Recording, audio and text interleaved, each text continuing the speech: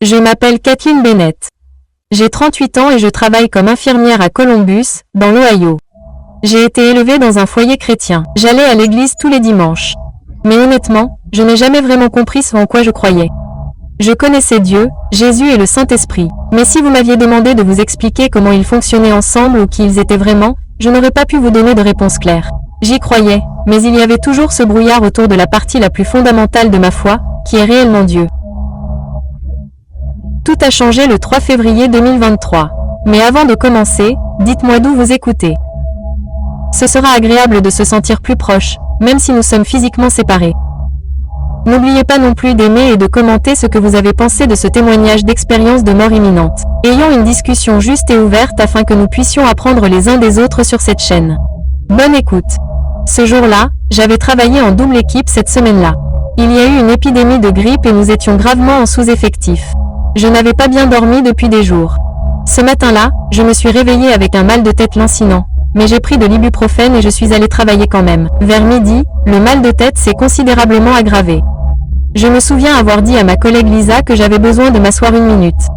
La dernière chose dont je me souviens, c'est d'une douleur atroce qui m'a traversé la tête, comme si la foudre avait frappé mon crâne. Plus tard, j'ai appris que j'avais souffert d'un anévrisme cérébral. Un vaisseau sanguin dans mon cerveau s'était rompu, provoquant une hémorragie interne massive. Selon tous les témoignages médicaux, je n'aurais pas dû survivre. Mais ce qui s'est passé pendant ces 7 minutes où mon cœur s'est arrêté de battre n'est pas quelque chose que la science médicale peut expliquer. Ce que je vais partager n'est pas juste une autre histoire de mort imminente avec des lumières vives et des tunnels. Ce qui m'est arrivé était bien plus profond. On m'a montré la vérité la plus profonde sur la nature de Dieu, la Trinité, d'une manière qui a enfin pris sens. Et je dois partager cela avant qu'il ne soit trop tard, car je crois que cela transformera votre compréhension de qui est vraiment Dieu. Au moment où mon corps s'est effondré sur le sol de l'hôpital, je me suis sentie séparée. Ce n'était pas douloureux. C'était comme glisser hors d'un lourd manteau que vous avez porté toute la journée. Soudain, je me suis regardée, regardant mes collègues se précipiter à mes côtés. Je pouvais les voir commencer la RCP, appeler le code bleu, amener le chariot d'urgence. Je n'avais pas peur. Je me sentais parfaitement en paix, comme si j'étais exactement là où j'étais censée être. Puis il y a eu de la lumière, pas aveuglante, mais chaleureuse et accueillante. Je me suis dirigée vers elle, ou elle s'est dirigée vers moi. Je ne sais pas trop.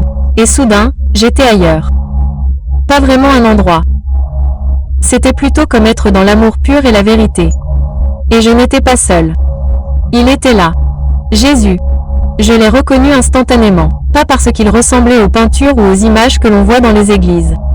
Je l'ai reconnu parce que chaque cellule de mon être l'a reconnu. Il m'a souri. Et dans ce sourire se trouvait tout ce que j'avais toujours désiré. L'acceptation, l'amour, l'appartenance, un but. Kathleen, dit-il, et mon nom dans sa voix semblait n'avoir jamais été prononcé complètement auparavant.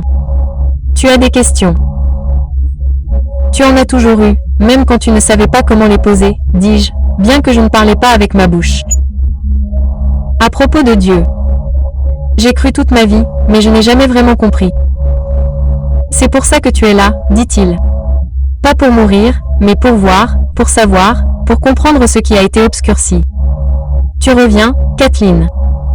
Mais d'abord, tu dois savoir qui je suis, qui nous sommes. Et puis il commença à expliquer la Trinité, le Père, le Fils et le Saint-Esprit avec une telle clarté que toute la confusion que j'avais portée toute ma vie s'est simplement dissipée. Kathleen, Jésus a dit, la Trinité n'est pas seulement une doctrine à étudier ou une énigme à résoudre. C'est la nature même de qui est Dieu, de qui je suis, et c'est le fondement de tout ce que tu es, de tout ce pourquoi tu as été créé.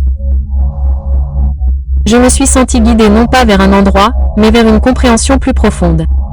C'était comme si Jésus ouvrait des portes dans mon esprit dont j'ignorais l'existence. Au commencement, il a dit, avant que quoi que ce soit d'autre n'existe, Dieu était. Mais Dieu n'a jamais été seul. Le Père, le Fils et le Saint-Esprit existaient dans une communion parfaite, un amour parfait, une relation parfaite. Nous n'étions pas trois dieux distincts. Nous n'étions pas un seul Dieu jouant trois rôles différents. Nous étions et sommes un en essence et trois en personne. Pendant qu'il parlait, je pouvais en quelque sorte voir ce qu'il décrivait. Pas avec mes yeux, mais avec tout mon être. J'ai vu le début de la création, le Père le voulant, Jésus, la parole éternelle la prononçant, et l'Esprit planant au-dessus des eaux, apportant l'ordre du chaos. Trois personnes distinctes se déplaçant dans une unité parfaite, créant à partir du débordement de leur amour éternel. Regardez la Genèse, dit Jésus. Et soudain, les paroles prirent vie devant moi. Au commencement, Dieu créa les cieux et la terre. La terre était informe et vide, les ténèbres étaient à la surface de l'abîme, et l'Esprit de Dieu planait au-dessus des eaux. Et Dieu dit, que la lumière soit. Et la lumière fut. Voyez-vous, Kathleen? Jésus demanda. Le Père initie la parole, je parle, et l'Esprit la fait naître. Un seul Dieu, trois personnes créant ensemble. Puis il me montra un autre verset de l'évangile de Jean. Au commencement était la parole, et la parole était avec Dieu, et la parole était Dieu. Elle était au commencement avec Dieu. Toutes choses ont été faites par elle, et rien de ce qui a été fait n'a été fait sans elle. C'est toi, dis-je, la compréhension me submergeant. Oui, Jésus sourit. Je suis la parole éternelle, non pas créée, mais créatrice. J'ai toujours existé avec le Père, égal en divinité, distinct en personne. Et quand le moment fut venu, je me suis fait chair pour révéler le Père et racheter ce qui était perdu. Puis Jésus me montra quelque chose qui fit tout s'enclencher. Rappelez-vous Genèse 1h26. Faisons l'homme à notre image, selon notre ressemblance. À qui Dieu parlait-il, Kathleen? Je n'y avais jamais pensé avant toi, dis-je. Le Père te parlait, ainsi qu'à l'Esprit. Oui, ce n'était pas le mot royal. Ce n'était pas Dieu parlant aux anges. C'était une conversation divine au sein de la divinité, Père, Fils et Esprit en communion, créant l'humanité pour refléter notre image. Et soudain, j'ai compris que nous n'avions pas été créés uniquement par Dieu. Nous avons été créés à l'image de la relation, à l'image de la communion. C'est pourquoi l'isolement nous blesse si profondément. C'est pourquoi nous aspirons à la connexion. Nous avons été créés pour refléter l'image d'un Dieu qui n'a jamais existé seul. La Trinité n'est pas une théologie abstraite, Kathleen. Jésus a poursuivi, c'est le plan de la réalité. C'est à quoi vous avez été créés que vous devez ressembler. Le Père, le Fils et l'Esprit existent en tant que personnes distinctes mais complètement unies dans leur essence, leur but et leur amour. Unité sans uniformité, distinction sans division. Il a poursuivi en expliquant comment chaque analogie utilisée par les humains pour expliquer la Trinité finit par s'effondrer. Je ne suis pas comme l'eau qui est glace, liquide et vapeur. Je ne suis pas comme un homme qui est père, fils et mari à la fois. Ce sont des modes ou des rôles qu'un être assume. Mais le Père, le Fils et l'Esprit ne sont pas des rôles. Nous sommes des personnes, éternelles et distinctes. Alors comment pouvez-vous être un seul Dieu et trois personnes?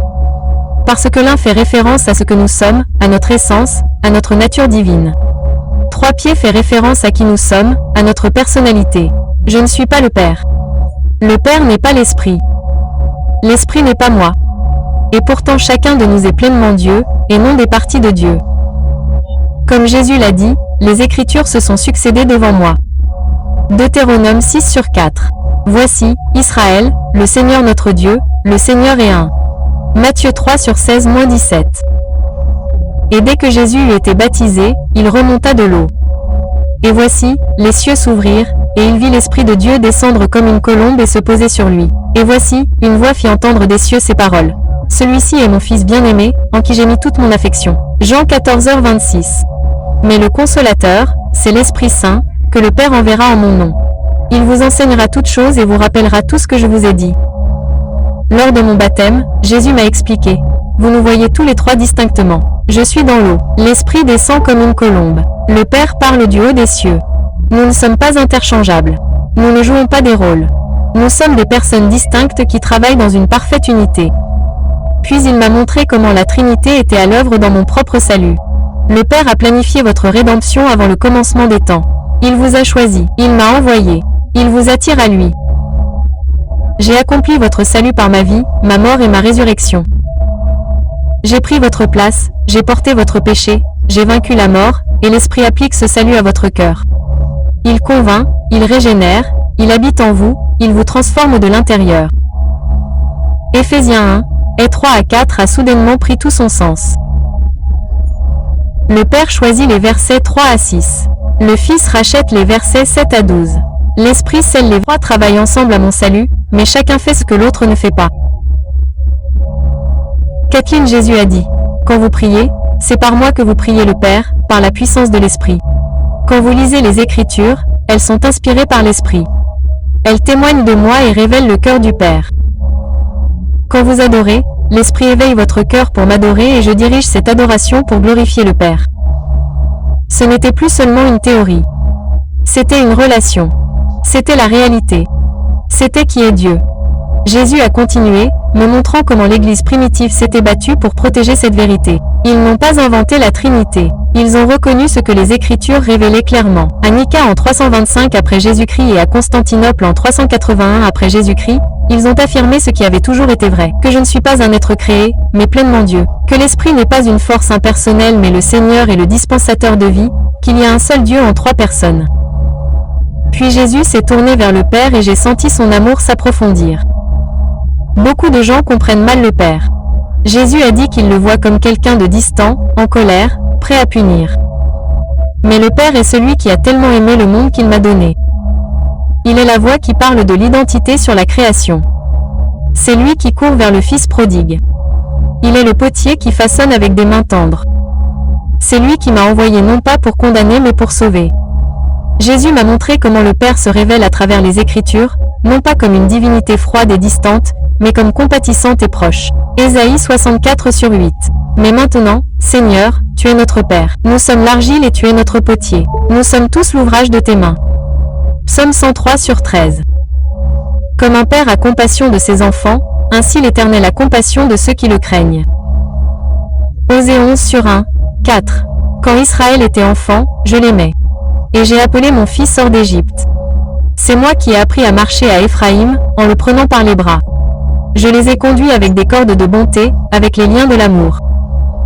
Le Père n'est pas seulement puissant, a expliqué Jésus. Il est personnel. Il a conduit Israël comme un père qui apprend à marcher à un enfant en bas âge, en étudiant, en guidant, en attrapant, en aimant, et ce même Père vous conduit. J'ai vu comment les échecs de mon propre Père terrestre avaient déformé ma vision de Dieu. J'avais parfois tenu Dieu à distance par peur ou par douleur, ne recevant jamais pleinement ce que Jésus et l'Esprit étaient venus apporter. J'ai prié, mais je ne me suis jamais senti en sécurité. J'ai adoré, mais je ne me suis jamais senti désiré. J'ai cru, mais je ne me suis jamais reposé. Le Père veut plus pour vous que cela. Jésus a dit doucement, il veut que vous connaissiez sa voix, que vous ressentiez sa présence, que vous couriez vers lui. Non pas parce que vous y êtes obligé, mais parce que vous savez que ses bras sont le seul endroit où il ne vous lâche jamais. Puis Jésus commença à parler de lui-même d'une manière qui fit brûler mon cœur de compréhension et d'amour. Je ne suis pas seulement un enseignant doté d'une bonne morale. Il dit, je ne suis pas un prophète ni un grand exemple. Je ne suis pas la première des créations de Dieu ni une version secondaire de Dieu. Je suis Dieu, pleinement homme, pour toujours un avec le Père. Tant que vous ne comprendrez pas cela, vous ne comprendrez jamais la croix, la résurrection, ni pourquoi mon nom seul a le pouvoir de sauver. Il me rappela sa nature éternelle. Je n'ai pas commencé à Bethléem. J'ai toujours existé. Jean 1/3 dit, au commencement était la parole, et la parole était avec Dieu, et la parole était Dieu. Elle était avec Dieu au commencement. Par elle toutes choses ont été faites. Ce n'est pas de la poésie, c'est la réalité. Je suis la parole éternelle, coégale au Père par qui tout existe. Puis il a expliqué l'incarnation d'une manière qui m'a fait mal au cœur. La parole s'est faite chair et a habité parmi nous. Le même Jésus qui a marché sur des routes poussiéreuses, qui a touché les lépreux, qui s'est assis avec les pécheurs, qui a pleuré sur les tombeaux et l'Éternel je suis. Le Dieu qui a créé des galaxies par la parole, s'est enveloppé de peau. J'ai eu un battement de cœur. J'ai eu faim. J'ai eu de la sueur, du sang et du souffle. Et je ne l'ai pas fait pour goûter à la vie humaine, mais pour sauver la vie humaine. Jésus m'a montré comment il a accompli chaque ombre de l'Ancien Testament. Comment il était l'ange du Seigneur parlant du buisson ardent. Celui qui a dit « Je suis qui je suis ». Quand j'ai dit avant la naissance d'Abraham, je suis dans Jean 8h58. Ils ont ramassé des pierres pour me tuer, non pas parce que j'étais confus, mais parce que j'étais clair. Je revendiquais la divinité. Et puis il a dit quelque chose qui m'a profondément ébranlé. C'est ce qui rend le christianisme différent de toutes les autres religions. Toutes les autres religions vous disent de grimper jusqu'à Dieu. Seul le christianisme dit que Dieu est descendu vers vous. Toutes les autres religions vous donnent une liste. Moi seul je vous donne moi-même. Il a expliqué comment l'Église primitive s'est accrochée à cette vérité même lorsqu'elle était confrontée à la persécution. Ils ont refusé de dire que j'avais été créé. Ils ont refusé de dire que j'étais juste un prophète. Ils m'ont chanté des cantiques en tant que Seigneur. Ils m'ont prié en tant que Dieu. Ils ont donné leur vie pour celui qu'ils appelaient Dieu dans la chair. Puis Jésus a dit quelque chose qui a tout mis en lumière. Si je ne suis pas pleinement Dieu, je ne peux pas vous sauver. Si je ne suis pas pleinement homme, je ne peux pas vous représenter. Mais parce que je suis les deux, je me tiens entre le ciel et la terre comme un pont qu'aucun démon ne peut brûler. Vous ne suivez pas un fantôme ou une idée. Vous suivez le Dieu qui est entré dans le temps, qui a pleuré, qui a versé son sang, qui est mort et qui s'est relevé. Tandis que Jésus parlait, Hébreux 1/3 est devenu vivant devant moi. Le Fils est le rayonnement de la gloire de Dieu et la représentation exacte de son être, soutenant toutes choses par sa parole puissante. Je ne suis pas une copie, a dit Jésus. Je ne suis pas un reflet. Je suis le rayonnement, à la fois la source et la poutre. Et maintenant, je suis assis à la droite du Père, intercédant pour vous. Et un jour, je reviendrai non pas comme un agneau mais comme un lion. Puis Jésus s'est tourné vers le Saint-Esprit et j'ai senti une nouvelle dimension de compréhension s'ouvrir en moi. Beaucoup de gens comprennent mal l'Esprit. Jésus a dit qu'il le considère comme une pensée après coup, une source d'énergie de secours ou simplement une force mystérieuse qui fait trembler les gens. Mais l'Esprit n'est pas un quoi, c'est un qui. C'est une personne. Il est Dieu. Il est vivant et actif maintenant.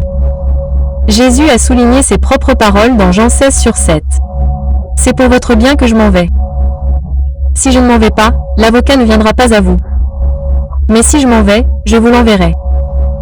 Pensez-y. Jésus a dit, j'ai moi-même dit qu'il valait mieux que je parte pour que l'Esprit vienne. Ce n'est pas une exagération, c'est une révélation. Jésus a expliqué comment l'Esprit agit dans nos vies. Il ne convainc pas pour vous faire honte, mais pour vous réveiller. Il tape sur votre cœur lorsque vous êtes sur le point de franchir une ligne. Il murmure, ce n'est plus ce que vous êtes. Il brise l'engourdissement et vous rappelle, vous avez été fait pour plus. Il réconforte profondément, non pas avec des mots vides de sens, mais avec sa présence. Lorsque votre langage faiblit, sa voix parle. Lorsque votre force s'effondre, sa présence porte ses fruits.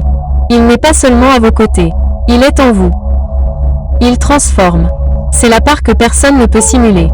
Vous pouvez mémoriser les Écritures, aller à l'église, chanter des chants de louange, mais seul l'Esprit peut changer les désirs de votre cœur. Lui seul peut briser la dépendance. Lui seul peut prendre un cœur froid et cynique et le faire fondre en tendresse. Encore une fois, Jésus m'a montré 2 Corinthiens 31/17-18. Là où est l'Esprit du Seigneur, là est la liberté et nous sommes tous transformés à son image avec une gloire toujours croissante qui vient du Seigneur qui est l'Esprit. Il n'essaie pas de vous rendre meilleur. Jésus a dit qu'il vous rend nouveau. Jésus a retracé la présence de l'Esprit dans toute l'Écriture. Dans la Genèse, il planait au-dessus du chaos, prêt à rétablir l'ordre. Dans les Juges, il a donné aux guerriers le pouvoir de mener des batailles pour lesquelles ils n'avaient jamais été formés. Dans les Évangiles, il est descendu comme une colombe sur moi, puis m'a conduit dans le désert pour affronter Satan. Dans les Actes, il est tombé comme un feu, a rempli des gens ordinaires et a bouleversé le monde.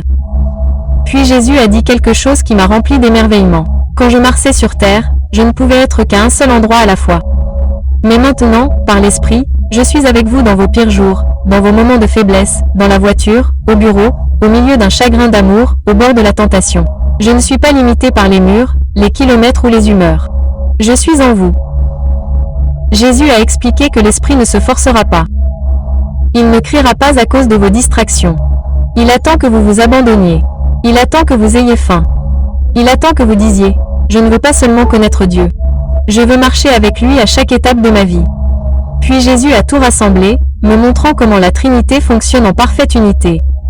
Le Père, le Fils et l'Esprit ne travaillent pas dans des voies séparées, a-t-il expliqué. Nous travaillons dans une unité divine complète. Nous l'avons toujours fait et nous le ferons toujours. Et ce n'est pas seulement une théorie théologique, c'est votre histoire. Jésus m'a ramené à Genèse 1. La création n'était pas un projet solitaire. Le Père donne vie à l'univers par sa parole. L'Esprit plane au-dessus de la surface de l'abîme, prêt à faire naître la vie à partir du chaos. Et moi, la parole éternelle, je suis celui par qui toutes choses sont faites. Donc, dès le premier instant, les trois sont là. Le Père le veut, le Fils le dit et l'Esprit le fait naître. 3 en 1. Pas de chevauchement, pas de confusion, juste une parfaite unité. Puis il m'a montré son baptême. Je suis entré dans le Jourdain, non pas parce que j'avais besoin d'être purifié, mais parce que j'entamais ma mission. Jean m'a fait descendre dans l'eau et le ciel s'est ouvert. L'Esprit est descendu comme une colombe. La voix du Père a retenti du ciel. Voici mon Fils bien-aimé en qui j'ai mis toute mon affection. Et je me suis tenu dans l'eau, le ciel touchant la terre dans mon corps. Tous les trois, tous actifs, tous présents. La Trinité révélée, non pas dans un sermon, ni dans un rêve, mais en temps réel, en public, devant des témoins. Jésus a expliqué comment la Trinité est active dans mon salut. Thème. La Trinité n'a pas agi une seule fois et s'est retirée. Nous sommes actifs dans votre salut à chaque étape du chemin. Il m'a guidé à travers Éphésiens 1:3-6 parle du Père qui nous a choisis selon le dessein de sa volonté. C'est lui qui initie, adopte et met tout en œuvre. Puis, dans les versets 7-12, il est question du Fils. Par le Christ, nous avons la rédemption par son sang. C'est lui qui paye le prix, nous rachète et nous apporte le pardon. Enfin, les versets 13 et 14 révèlent le rôle du Saint-Esprit. Lorsque nous avons cru, nous avons été marqués en lui d'un sceau, le Saint-Esprit promis qui habite en nous et assure notre place dans le plan de Dieu. La Trinité vous a sauvés, a dit Jésus. Pas seulement moi sur la croix, pas seulement le Père qui planifie tout, pas seulement l'Esprit qui te courtise, mais tous les trois agissant ensemble. Un battement de cœur, une mission de sauvetage. Puis Jésus en a fait une affaire personnelle. Tu n'as pas trouvé Dieu un jour. Tu n'es pas tombé dans la grâce par hasard. Le Père t'appelait avant même que tu ne le cherches. J'intercédais déjà pour toi avant même que tu ne connaisses mon nom. L'Esprit murmurait en arrière-plan de tes pires moments. Reviens à la maison. Nous travaillions bien avant que tu ne t'en rendes compte. Et nous continuons à travailler. Jésus a traversé des moments de ma vie. Des moments de quasi-désespoir, des saisons de sécheresse spirituelle, des nuits de cris, et m'a montré comment la Trinité était active en chacun. Le Père te protégeait, l'Esprit murmurait, le Fils se tenait entre toi et le jugement. Le Père était patient, l'Esprit agissait, le Fils priait toujours. Nous ne regardions pas de loin. Nous avancions. Ton salut n'est pas fragile, m'a assuré Jésus. Ce n'était pas une affaire solitaire. C'était un sauvetage trinitaire et c'est pour cela qu'il tient. Vous avez été créés par la Trinité, rachetés par la Trinité, habités par la Trinité, et maintenant vous pouvez marcher à ce rythme quotidiennement. Jésus a expliqué comment cela fonctionne concrètement. Vous priez le Père par le Fils par la puissance de l'Esprit. Vous n'avez pas à vous demander qui vous entend. Vous n'avez pas à deviner qui est avec vous. La plénitude de Dieu, la Trinité, a élu domicile en vous. C'est pourquoi votre foi a du pouvoir. C'est pourquoi vos prières comptent. C'est pourquoi la croix a fonctionné. Et c'est pourquoi l'enfer n'a aucune chance de gagner. Alors que Jésus terminait son explication, je me suis senti poussé à répondre, non pas en posant davantage de questions, mais en m'abandonnant. Et à ce moment-là, Jésus m'a conduit dans une prière qui semblait atteindre chaque partie de mon être. Père, tu n'es pas distant. Tu n'es pas silencieux. Tu n'attends pas que je fasse tout bien. Tu as été la première voix qui m'a appelé, la première main qui s'est tendue vers moi, le premier cœur qui m'a aimé avant que je sache ce qu'était l'amour. Tu ne m'as pas créé par obligation, mais par amour débordant. Tu m'as conçu avec intention. Tu as veillé sur chaque instant, même ceux que j'ai essayé de cacher. Tu savais que j'allais tomber, et tu m'as quand même appelé le tien. Jésus, tu n'es pas une idée. Tu n'es pas une histoire. Tu n'es pas figé sur une croix dans l'histoire. Tu es le Fils vivant de Dieu, la parole qui s'est faite chair, le sacrifice qui a pris ma honte, le roi ressuscité qui a ouvert le tombeau que je pensais contenir pour toujours. Tu as pris les clous. Tu as porté la couronne. Tu as porté la colère que je méritais. Et maintenant tu me revêts de ta justice. Tu dis mon nom au ciel. Tu intercèdes quand je n'ai pas les mots. Tu m'invites à la victoire, non pas en tant que visiteur, mais en tant que cohère. Saint-Esprit, tu n'es pas du vent. Tu n'es pas une force. Tu n'es pas un sentiment qui va et vient. Tu es le souffle dans mes poumons, le murmure dans le silence, le feu qui raffine, le sceau qui dit que j'appartiens à Dieu. Tu réconfortes quand le monde s'effondre. Tu me convaincs quand je commence à errer. Tu transformes ce que je pensais impossible. Dieu Trinitaire, je ne prétends pas tout comprendre, mais j'ai confiance en toi. Et je t'aime. Pas seulement une partie de toi, pas seulement celle avec laquelle je suis le plus à l'aise, mais vous tous, Père, Fils et Saint-Esprit, un seul Dieu, 3 personnes, un amour implacable qui m'a poursuivi toute ma vie. À la fin de la prière, j'ai senti quelque chose changer, pas seulement dans ma compréhension, mais dans tout mon être. Le brouillard qui avait entouré la Trinité, la confusion, la déconnexion, la distance avaient disparu. À leur place se trouvait la clarté, l'intimité et l'appartenance. Je connaissais Dieu non seulement comme un concept, mais comme un Père, un Fils et un Esprit. Un seul Dieu, trois personnes travaillant ensemble en parfaite harmonie pour mon salut, ma guérison, ma transformation. Et puis, juste au moment où cette révélation atteignait son apogée, je me suis senti attiré. La lumière a commencé à s'éloigner ou j'ai commencé à m'en éloigner. Je n'étais pas prêt à partir. Je voulais rester dans cette compréhension parfaite, cette présence parfaite. Ce n'est pas le moment, a dit Jésus. Tu vas y retourner, Kathleen. Souviens-toi de ce que tu as vu. Dis-leur. Ils ont besoin de savoir qui nous sommes.